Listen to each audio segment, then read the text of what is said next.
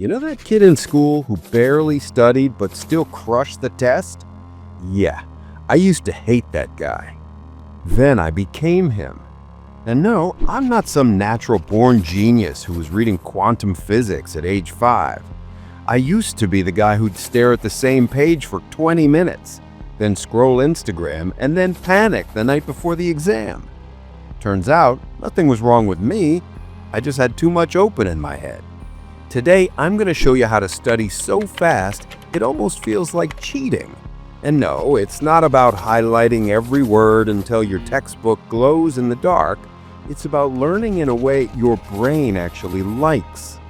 You do this right, you'll remember more in half the time and have more hours left to actually live your life. Most people study like it's 1985.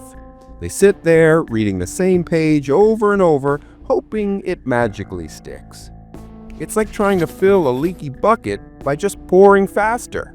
You're working harder, but you're not fixing the real problem. The real problem?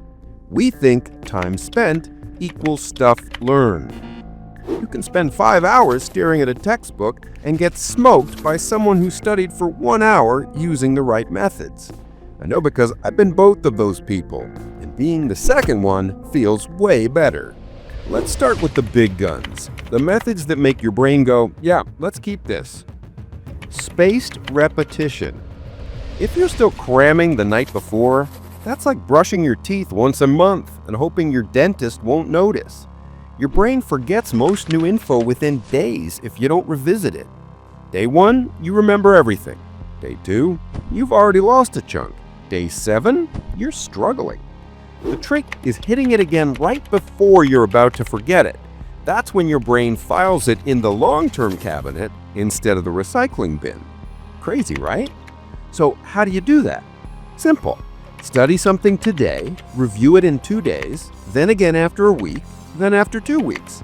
The gaps between reviews get longer each time because the memory lasts longer each time.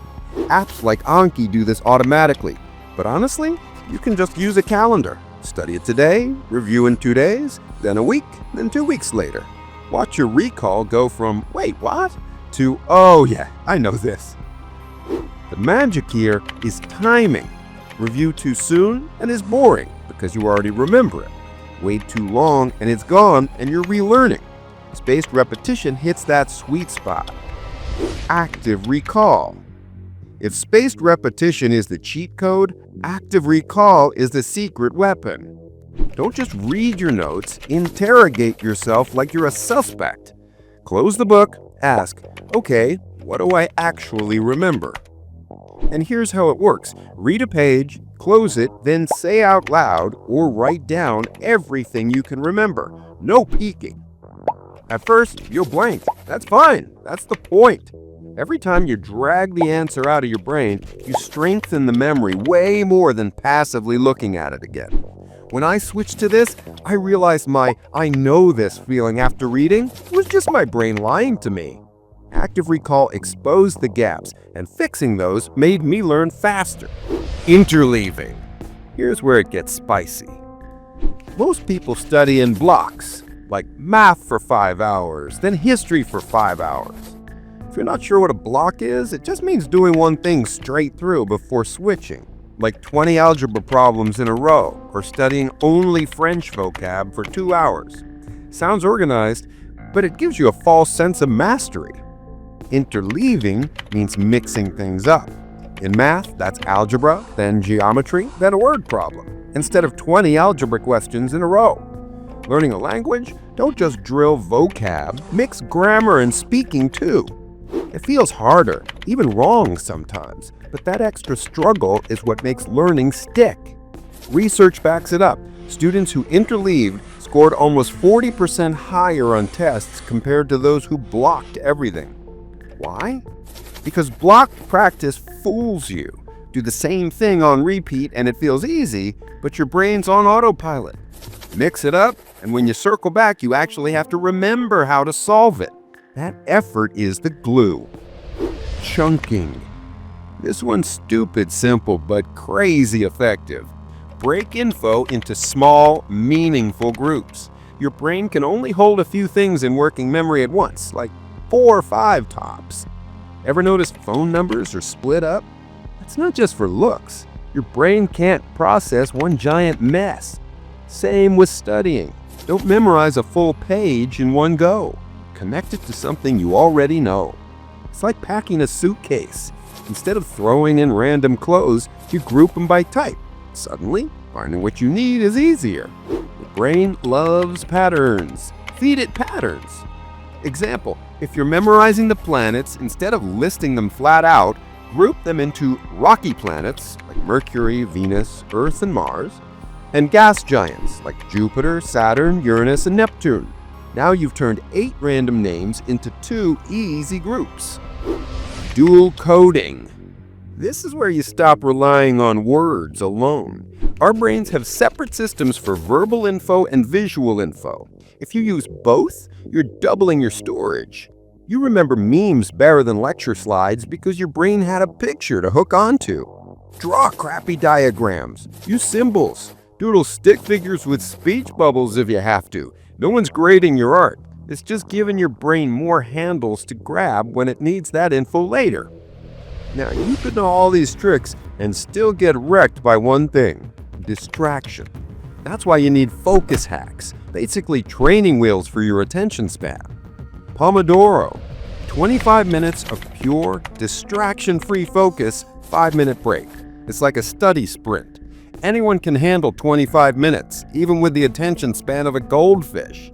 Example, you set a timer for 25 minutes, knock out 2 pages of math problems, then take a 5-minute break to stretch or grab water. After 4 rounds, you've studied for 2 hours without feeling like death. Time blocking. If your study time is just whenever I get around to it, spoiler alert, you won't get around to it. Put it in your calendar like an actual meeting. You wouldn't just forget to meet your boss. Treat your brain the same way. Example, you open your calendar and literally block 7 to 9 p.m. as history review. When 7 hits, you sit down like it's a scheduled class. No excuses, because the slot is reserved. Habit stacking. Attach study to something you already do. Brush your teeth, listen to an audio summary while you floss. On the bus, run through one concept in your head before you get off. Your brain loves routines. Hack them. Example, every time you brew your coffee, you automatically open your flashcard app. Over time, the smell of coffee itself becomes your brain's trigger to study. Kill distractions. You don't need to improve your focus if you just remove everything begging for it. Airplane mode, tabs closed, notifications off. Make it harder to get distracted than it is to keep working. It's not sexy, but it's the difference between an hour of actual studying and 3 hours of pretending to study. Let's talk about some "this can't be real" methods that actually kind of slap. Memory palace. This may sound silly, but hear me out. You basically turn a place you know really well, like your house, your walk to school, or even the inside of your favorite video game map, into a filing cabinet for information. Here's how it works. Take the list of things you want to memorize and drop each one into a spot along that route. Want to memorize the first 5 U.S. presidents? Picture George Washington grilling in your kitchen, John Adams wrenching on the car in your garage, Thomas Jefferson chilling on your couch, James Madison raiding your fridge, and James Monroe passed out in your bed. The more absurd the image, the better. Your brain remembers absurd stuff more than boring stuff. Rubber duck explaining. Explain the topic out loud to a rubber duck. Why a duck? Because it won't interrupt you, judge you, or correct you. When you have to teach something simply, you instantly find out where your understanding falls apart. You can swap the duck for a plant, your dog, or a mirror. I don't even care. I've done all. Speed reading, kinda. Speed reading won't let you absorb a book in minutes with full comprehension. What it can do is help you scan text quickly to identify the main ideas, key arguments, and sections that matter. Use it to get an overview, then slow down and read carefully when details are important. It saves time, but it's not a replacement for deep reading. None of this works if you use it once and then ghost it like a bad date. Your brain changes with repetition. The first time it's messy, the fifth time it's smooth. If you want it to feel like cheating, you have to be consistent enough that other people start wondering, how the hell do they know all this? So here's what I want you to do. Tonight, pick one thing you're learning. School, work, hobby, doesn't matter. Use just active recall and spaced repetition on it for the next week. Track it. See how much faster you get. And when your friends ask how you're suddenly a walking encyclopedia, just tell them, shift happens.